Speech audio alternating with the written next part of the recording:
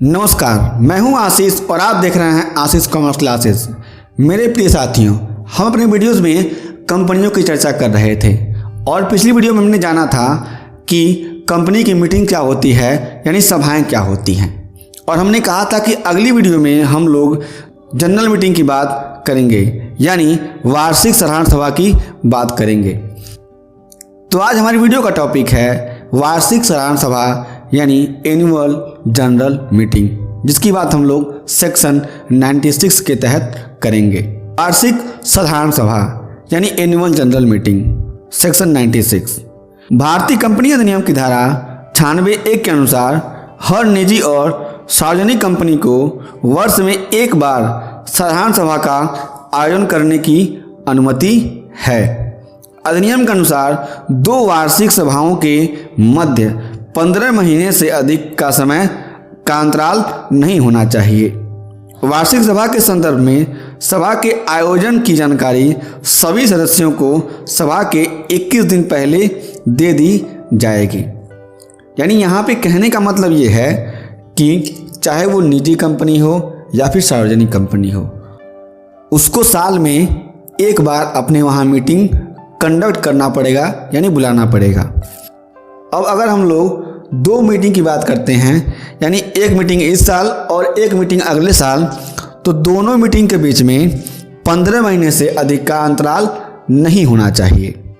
वार्षिक सभा के संदर्भ में जब कभी मीटिंग होगी तो हमको क्या करना पड़ेगा, 21 दिन पहले नोटिस देनी पड़ेगी सारे शेयर होल्डर्स को और जितने भी लोग हमारे मीटिंग में आने वाले हैं। वार्षिक सभा का आयोजन, holding of annual general meeting. अब हम लोग देखते हैं कि वार्षिक सभा का आयोजन कैसे किया जाता है। पहला, वार्षिक साधारण सभाओं का आयोजन वर्ष में एक बार होना चाहिए, यानी एक बार होगा। दूसरा, कंपनी की पहली सभा कंपनी के पहले वित्तीय वर्ष के 9 महीने के अंदर होने चाहिए। यहाँ पर यह जरूरी नहीं है कि कंपनी की पहली सभा कंपनी के निगमन के वर्ष भर के भीतर ही हो। यानी अगर कंपनी स्टार्ट हो रही है तो उसके कंपनी के स्टार्ट होने से जब 9 महीने हो जाएंगे, यानी 9 महीने के भीतर ही क्या करने हैं, कंपनी की पहली मीटिंग करानी है आपको।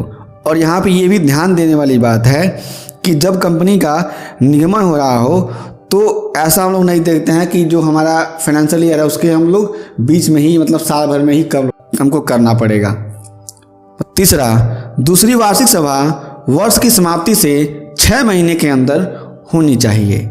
चौथा, वार्षिक सभाओं के मध्य 15 महीने से अधिक समय का अंतराल नहीं होना चाहिए, जो मैंने आपको पहले ही बताया था। 15 महीने से ज़्यादा का अंतराल नहीं होना चाहिए, यानी 15 महीने के भीतर हमको वार्षिक सभाएं, दो अगर वार्षिक सभाएं होती हैं तो 15 महीने का अंतराल हो सकता है। अब देखते हैं कि वार्षिक साधारण सभा की समय सीमा को बढ़ाना।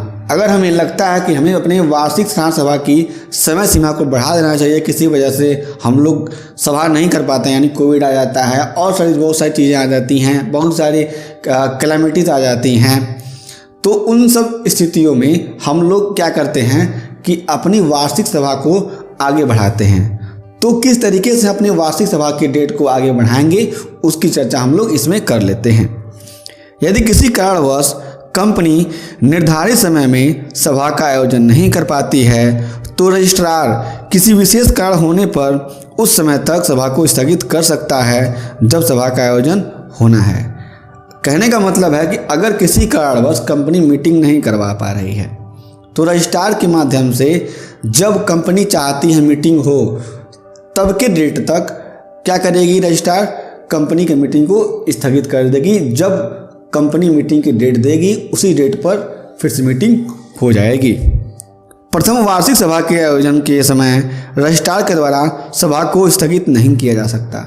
यानी अगर कंपनी का निर्माण त्वरित हुआ है और कंपनी को अपनी पहली जनरल मीटिंग करनी है तो उस समय किसी भी स्थिति में कंपनी के मीटिंग को स्थगित नहीं किया जा सकता।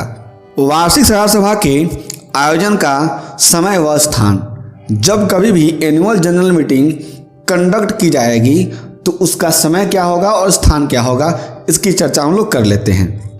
कंपनी अधिनियम की धारा 96(2) के अनुसार हर सभा केवल व्यावसायिक घंटों यानी 9 बजे से लेकर के यानी सुबह 9 बजे से लेकर के शाम 6 बजे तक राष्ट्रीय छुट्टियों को छोड़कर किसी भी दिन बुलाई जा सकती है। यानी कहने का मतलब है कि अगर साधारण सभा हो रही है तो वो सभा सुबह 9 बजे से लेकर के शाम 6 बजे के बीच में कंडक्ट की जाएगी यानी बुलाई जाएगी। और जो भी राष्ट्रीय छुट्टियां हैं, जैसे मान लीजिए आपका 15 अगस्त आता है, 26 जनवरी आती है, 2 अक्टूबर आता है, तो इन दिनों में क्या करना, हमको किसी भी तरीके से साधारण सभाओं का आयोजन नहीं करना है। कंपनी की साधारण सभा या तो पंजीकृत कार्यालय पर होगी या फिर जहां पंजीकृत कार्यालय है उसके ही किसी शहर, कस्बे या फिर किसी गांव में हो सकती है।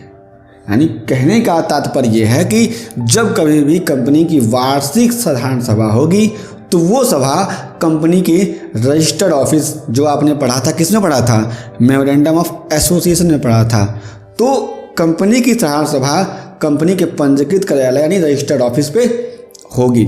और किसी कारणवश कंपनी की साधारण सभा कंपनी के रजिस्टर्ड ऑफिस पे नहीं होती है तो जिस शहर में या फिर जिस गांव में या फिर जिस कस्बे में वो रजिस्टर्ड ऑफिस है वहीं पे किसी भी जगह पे हो सकती है कंपनी की वार्षिक साधारण सभा। यानी मान लीजिए अगर हमारा कार्यालय दिल्ली में है तो दिल्ली के किस कस्बे में है, ठीक है ना, किस एरिया में है, वहीं पे हम लोग क्या करेंगे, उसी के आसपास क्या करेंगे, कंपनी की साधारण सभा हम लोग कंडक्ट कर लेंगे। ऐसा नहीं है कि दिल्ली में हमारा कार्यालय है और हम आके यहाँ पे नोएडा में क्या कर रहे हैं, कंपनी की साधारण सभा कर रहे हैं, तो नोएडा हमारा यूपी हो जाएगा। तो हमको किसी भी तरीके से यूपी में मीटिंग को कंडक्ट नहीं करना है। और इसी तरीके से अगर हम लोग यूपी में हमारा कार्यालय है तो हम लोग दिल्ली में जा करके या फिर मध्य प्रदेश में जा करके कंपनी की साधारण सभा को कंडक्ट नहीं कर सकते हैं।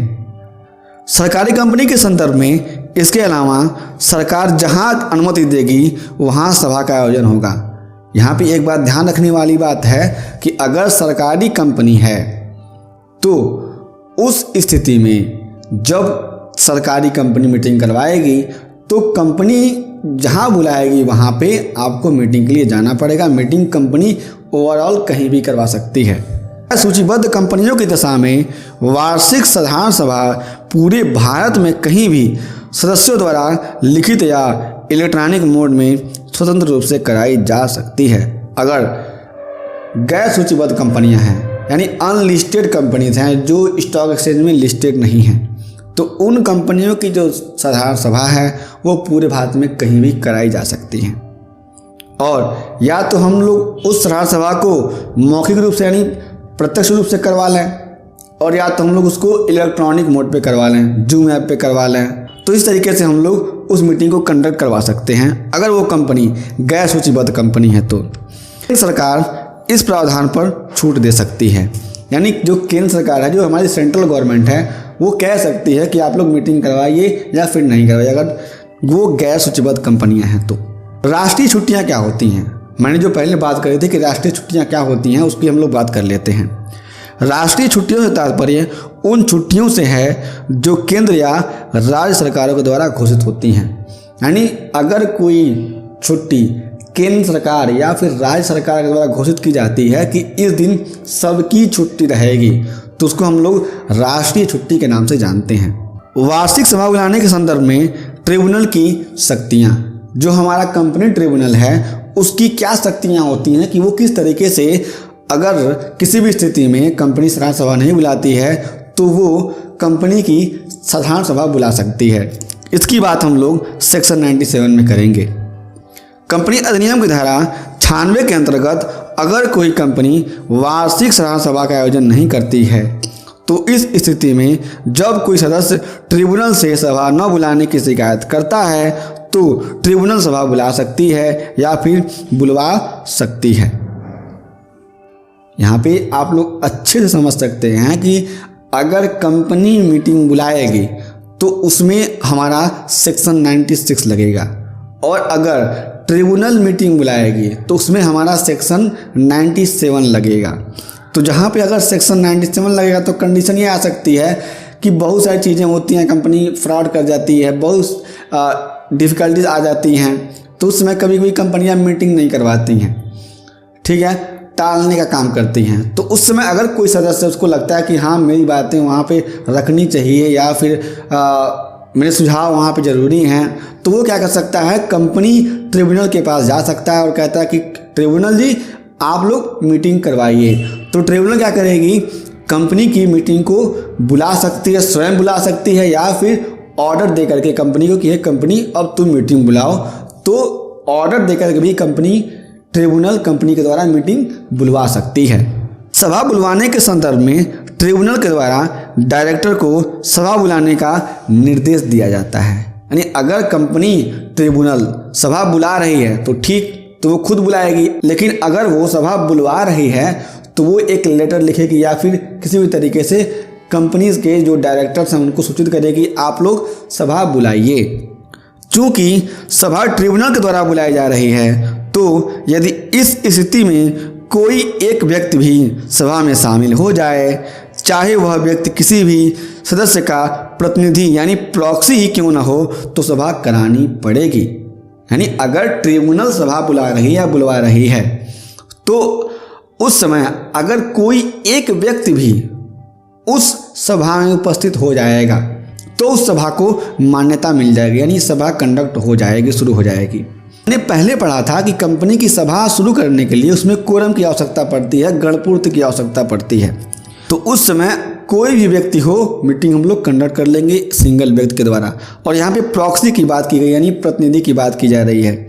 तो कभी कभी ये होता है कि कंपनियां मीटिंग करवाती हैं तो बहुत सारे लोग, कोई शेयर होल्डर्स है नॉर्मल, उसको बुखार हो गया, फिर कहीं वो जा रहा है तो वो नहीं जाता है मीटिंग में, अपने द्वारा किसी व्यक्ति को भेजता है कि आप लोग जाइए मेरे नाम से। कोई ये व्यक्ति जाएगा, कहेगा कि आप जाइए मेरे नाम से मीटिंग में बैठिएगा, क्या क्या मीटिंग में हो रहा है हमको बताइएगा। तो अगर प्रतिनिधि भी होता है यानी प्रॉक्सी भी होता है, तब भी मीटिंग कंडक्ट करवानी पड़ेगी कंपनी को किसी भी दशा में, अगर ट्रिब्यूनल मीटिंग करवा रही है तो मेरे प्रिय साथियों, आज हमने कंपनीज मीटिंग में साधारण सभा को, यानी वार्षिक साधारण सभा जिसे हम एनुअल जनरल मीटिंग के नाम से जानते हैं, जिसको हम लोगों ने सेक्शन 96 में पढ़ा, उसकी चर्चा करी। अगली वीडियो में हम जानेंगे, समझेंगे और पढ़ेंगे कि कंपनी की एक्स्ट्रा ऑर्डिनरी जनरल मीटिंग क्या होती है।